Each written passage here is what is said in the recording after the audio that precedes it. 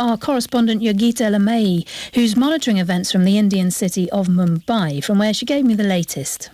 Well, there's been an internet shutdown since Friday, and even on phone lines, when you try to call people or try to get text messages through, it's extremely patchy. So information. Now, the Bangladeshi Prime Minister Sheikh Hasina says a nationwide curfew imposed on Friday night will be lifted as soon as the security situation gets better.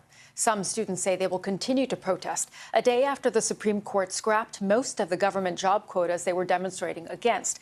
They want the government to implement the court order before they call off their demonstrations.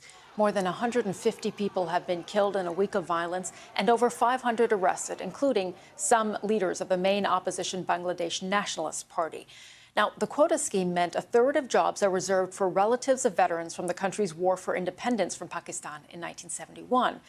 A warning that this report from our South Asia correspondent Yogita Lamai contains distressing images. A third day of troops on the streets, a strict curfew, a near blackout of communication. Bangladesh's government is using all its might to control public anger. Over the past week, students marched on the streets against quotas in public sector jobs for families of veterans of the 1971 War for Independence, accusing the government of nepotism.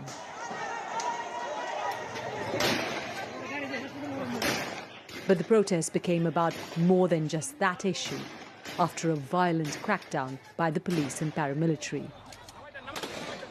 In this video, verified by the BBC, a young man, injured but alive, left on the streets by security forces. He died later. Outside a Dhaka hospital, Shahida Begum, the aunt of 16-year-old Imam Hussain, who succumbed to gunshot injuries. My nephew was an innocent child. Why did they kill him in such a brutal way? She cried. Nahid Islam, one of the protest leaders, told the BBC's Bengali service that he was tortured by the police.